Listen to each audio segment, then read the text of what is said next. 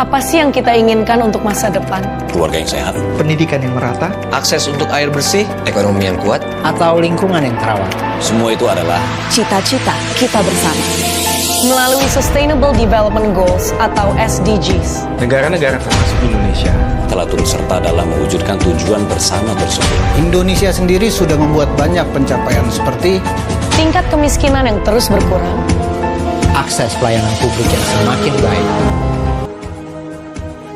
123 desa, dan dari 123 desa itu 78 desa ada di pesisir pantai. Garis pantai kami kurang lebih 317 km, terpanjang di Provinsi Gorontalo. Dari 5 kabupaten 1 kota, saya sendiri di bagian utara, Pak Menteri, menjaga bagian utara ini. Nah, kami berbatasan dengan berbagai negara di atas ini, Pak Menteri, Malaysia, Filipina, Vietnam.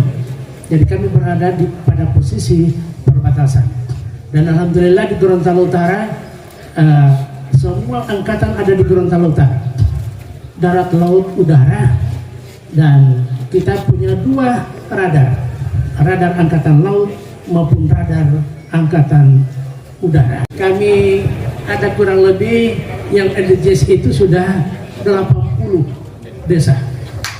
Nah, sudah, sehingga tinggal sedikit yang kami dorong, karena kami perhatikan Pak Menteri menyampaikan itu terus tadi, dan kami pikir oh betul juga ini. Dan insya Allah begitu juga khusus untuk stunting di Gorontalo Utara ini pada 2018 33%, pada 2019 sempat turun tinggal 9, tapi di 2020 naik. Sekarang ada 18%, angka 90 ke atas, Pak Menteri, karena dana ada, dana desa ada, dan mudah-mudahan ini kami manfaatkan dengan maksimal. Termasuk sekarang ini BUMDes sudah ada yang mengelola tempat-tempat wisata. Jadi bagian timur sudah ada yang mengelola, di sini juga ini akan kami beri kesempatan BUMDes mengelola tempat-tempat wisata. Nah, mudah-mudahan Pak Menteri lagi akan menambah dana ke Gorontalo Utara khusus. Insya Allah hambatan keluarga kami di transmigrasi ini infrastruktur jalan yang menuju tempat transmigrasi ini. Pemerintah daerah juga sudah melakukan intervensi, tapi paling tidak kehadiran Bapak di tempat ini akan memberikan semangat bagi masyarakat transmigrasi di Gorontalo Utara yang merupakan bagian masyarakat Gorontalo Utara. Saya kira ini yang kami sampaikan, Pak Menteri. Kami berikan waktu kesempatan yang seluas-luasnya kepada Bapak. Kurang lebih yang mau dimaafkan, wallahu a'lam. Billahi taufiq. Wassalamualaikum. Assalamualaikum warahmatullahi wabarakatuh. Selamat sore dan salam sejahtera untuk kita semua yang kita hormati dan kita banggakan bersama, Pak Bupati Gorontalo Utara. Terima kasih Pak Bupati. Ini Bupati luar biasa. Kalau separuh Indonesia bupatinya kayak Bupati Gorontalo Utara, selesai Indonesia. Beserta seluruh jajaran Forkopimda, Pak Sekda, Kepala OPD, dan hadir juga Pak Kajari. Terima kasih Pak Kajari. Pak Rektor UNG yang selalu saya nyatakan di mana-mana agar seluruh desa segera menyelesaikan pemutakhiran data desa berbasis SDGs desa. Karena kalau itu sudah dimiliki oleh desa, maka desa akan tahu apa sih permasalahan yang paling dominan yang dihadapi. Meskipun semua kita tahu bahwa hari ini permasalahan utama yang menjadi tantangan terberat kita dimanapun itu adalah kemiskinan dan kebodohan. Itu tahu. Tetapi kita tidak tahu secara detail di mana sih letak kemiskinan kita itu, di mana sih letak kebodohan kita itu, kenapa kemiskinan itu terjadi, kenapa kebodohan itu terjadi. Nah, disinilah pentingnya kita memiliki data supaya kita tidak hanya berteori tentang tantangan ke depan adalah kemiskinan dan kebodohan, tetapi kita juga tahu bagaimana menyelesaikan permasalahan kemiskinan dan kebodohan, termasuk permasalahan kesehatan. Seharusnya, seyogyanya orang-orang kita semua yang diberikan keberkahan hidup di sepanjang pantai itu adalah orang-orang yang harus lebih banyak bersyukur kehadirat Allah Tuhan Yang Maha Esa. Kenapa?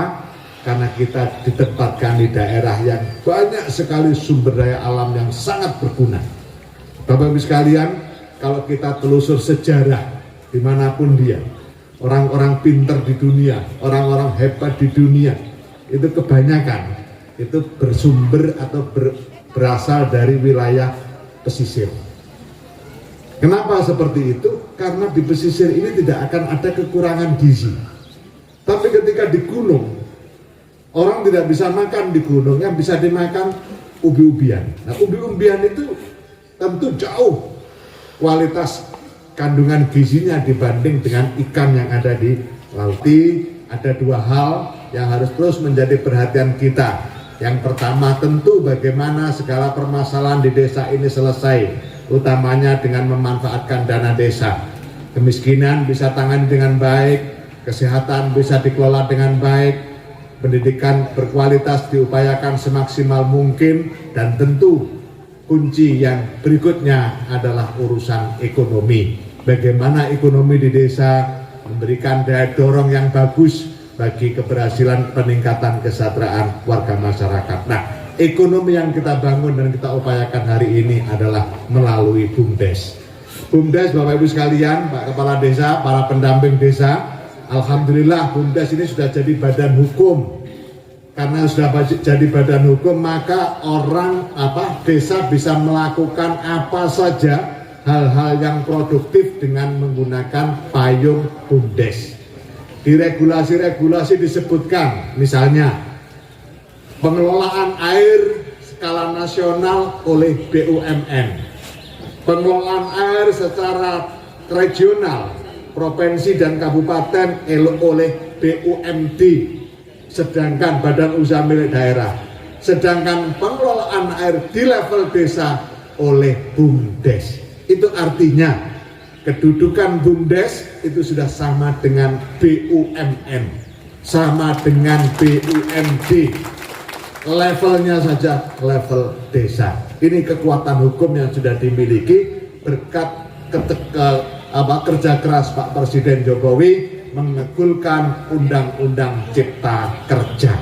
Sekian tahun kita kesulitan memposisikan BUMDes secara proporsional karena BUMDes bukan sebagai badan hukum, tapi sebagai badan usaha. Tapi sejak terbitnya Undang-Undang Cipta Kerja, dilanjutkan dengan peraturan pemerintah tentang BUMDes, dilanjutkan dengan terbitnya peraturan Menteri Desa tentang BUMDes, maka BUMDes sudah sah sebagai badan hukum. Oleh karena itu, sekian ratus BUMDes yang sudah berdiri di Kabupaten Gorontalo Utara ini segera memproses apa yang menjadi tugas dan tanggung jawabnya, termasuk memproses untuk mewujudkan dirinya sebagai badan hukum, dan itu sudah diatur sedemikian rupa jelasnya di peraturan perundang-undangan yang ada. Bapak Ibu sekalian yang saya hormati, dua hal itulah yang menjadi fokus utama kita agar terjadi percepatan peningkatan kesejahteraan warga masyarakat melalui pembangunan desa dengan fasilitasi dana desa. Yang ketiga yang menjadi fokus perhatian Kementerian Desa adalah peningkatan kapasitas dan kualitas pendamping desa. Sebagaimana dimaklumi, pendamping desa adalah anak kandung Kementerian Desa, Pembangunan Daerah Tertinggal dan Transmigrasi.